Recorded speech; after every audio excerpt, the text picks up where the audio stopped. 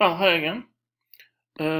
Last time we have left before describing the change in price of substitute and change in price of a complement, which are two other factors that can actually increase or decrease the demand. By the way, just for the income level, so in case of a increase in income, demand of a normal good increases and demand of an inferior good decreases.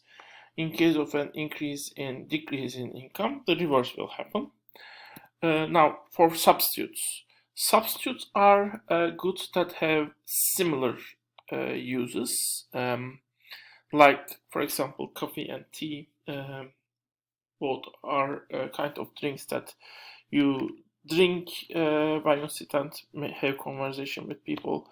You might choose to drink one or the other. So when price of a substitute of a good increases, for example, price of coffee increases, this increases demand for that particular good because the substitute become more expensive. Some people who were previously consuming the substitute, in this case coffee, are expected to buy more of the original good, I mean the good we are interested in, which is in this case tea. Historically, actually, one interesting example was in Turkey, coffee and tea, and basically, well, coffee and tea are usually two major staple drinks the countries have. Actually, let me completely get rid of myself. I mean, you don't need to see me at this point. If I can, although it seems formal, I cannot do that. Anyway, let's keep it keep myself there. So, well, if you look to Turkey in the novels that are written in the early 20th century, for example, Atatürk's time, people almost never drink coffee. Also, one interesting aspect is people in Cyprus, Turkish Cypriots, drink a lot of coffee, but the people in Turkey right now, they drink not that much coffee, but rather they drink tea when they meet with someone to speak, basically. So, what happened actually? I mean, why is such a dispersion? I mean, the difference between the Turkish Cypriots and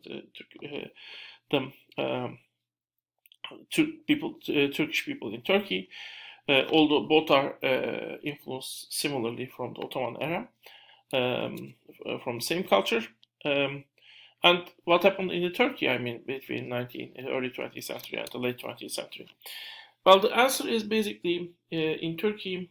Actually, in 1950s, that was the first time when the Turkish lira has lost a lot of, not first time, but one of the significant time periods where Turkish lira lost a lot of its value, and the coffee that was coming from a foreign country, Yemen, basically, was too expensive.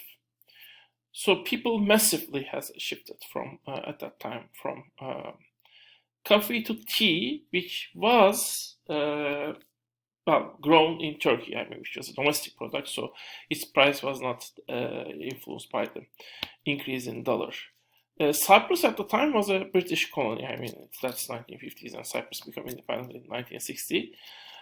So the same price, the same event doesn't influence Turkish Cypriots. So Turkish Cypriots continue to have coffee as their main drink, while Turkish people in Turkey, they were started to prefer more and more tea to drink. This is an historical example where the price of substitutes might affect demand of a particular good. Well, the other possibility is change in the price of the complement, and that's the case. The complement is basically good that is increasing the usefulness or the pleasure of the good we consume. Usual example is coffee and sugar or tea and sugar, but for example, a desk and a chair might be an example. Desk and plates might be an example. So in any case, basically, a good that is consumed with our original goods, that people like to consume with our original good, is complement of our good, basically. For example, gasoline and the car is one example. Well, if price of the complement increases, for example, price of gasoline increases, demand of the original good, the good we are interested in, for example, demand for car, is expected to decrease because the fact gasoline price is high itself is basically make many people, even if the price of the car remains the same, to decrease their demand for car and basically buy. Basically prefer cheaper transportation methods. So this is a fourth major factor that may shift the demand at the very basic level. These four factors are generally mentioned. So change in taste, change in the income, change in price of a substitute, and change in price of a complement. Basically, well, increase in demand of a particular good might be created by increase in the need or want of, change in tastes, basically. For example, which make people drink more coffee. It might be created by an increase in income if coffee is a normal good, a decrease in income if coffee is an inferior good. It might be created by an increase in price of the substitute of coffee, for example, increase in price of tea.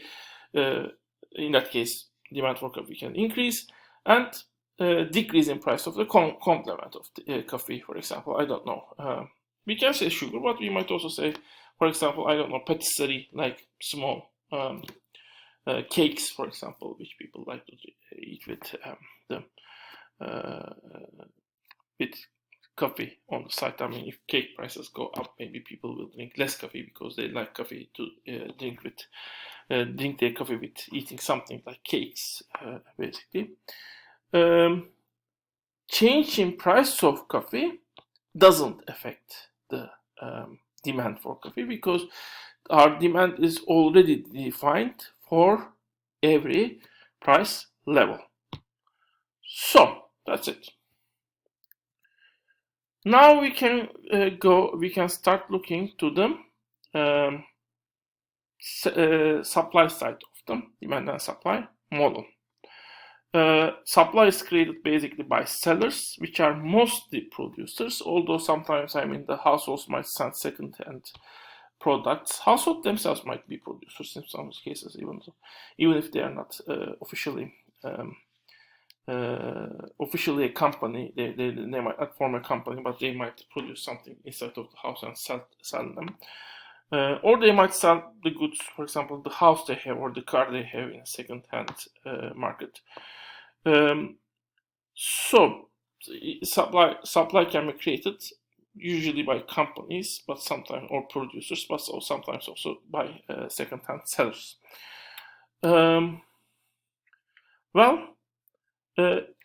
It is assumed that supply is a relation, just like a demand. Since we are again looking how quantity demand and quantity supply come together, we define supply as a relation which is kind of giving us quantity supplied for each price level. And it is assumed in general when price of a good increases, supply is tend to increase. It might not be always that easy to increase the supply because if you are producing at maximum capacity, for example, it might not be easy to increase the capacity. But at maximum capacity, you might still basically make your workers working just at standard time. So you might rather increase your the working time and make workers work overtime and pay them some extra money if the price of a good is sufficiently high. And basically, you might also hire more workers. In rush, you might try to buy machines as fast as possible, and some other production facilities that might producing that product might basically shift their production, as we have seen in case of masks, to the production of a particular good which experience a price increase. So supply might find different ways to increase.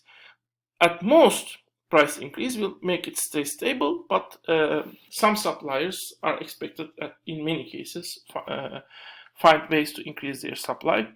So the supply is expected to increase when price increase. Also, in many cases, people held their supply, their product in storages, and when price increase, they take more output from the storages and sell. And when price decreases, they keep more of their goods in the storages and they don't sell. And even perishable goods like food can be held in storages sometimes for months, basically. So again, supply is a relation which connects price to quantity, and it's assumed when price increases, quantity supplied increases, basically. So the table below gives you a typical supply, which increases, for example, at price 1, 6 units of, for example, coffee beans is supplied, and when price is 2, 140 units of coffee beans are supplied, and it can also be expressed as in a graph. As you see, at price 1, 6 units of coffee beans are supplied. At price 2, let's see, I cannot be sure, 140. Yes, this is approximately 140 units of coffee beans are supplied, which might be tons, for example. When price increases, again, you move along the supply curve. Supply doesn't increase when price increases because supply is already defined for each separate price level. Supply increases when there is an increase in quantity supplied at each price level. So again, just like demand, supply increases when it shifts to the right, because right means at each price level more quantity is supplied. Okay, and supply decreases when the supply shifts to the left. So, for example, quantity supplied at each price level increases. If it increases by 15 units, then supply of coffee has increased or shifted. What might increase the supply? First, change in technology. If production becomes more efficient and production costs decrease, this is expected to people to supply more at each price level, because now they can produce for cheaper price. They bring more to the market, more of the same good to the market at that price level. Increase in input prices. If input price increases, in that case, the good become more expensive. In that case, they will basically. Let me, by the way, talk on the previous case. Well, when the input technology improves, for example, the supply will shift here, which might.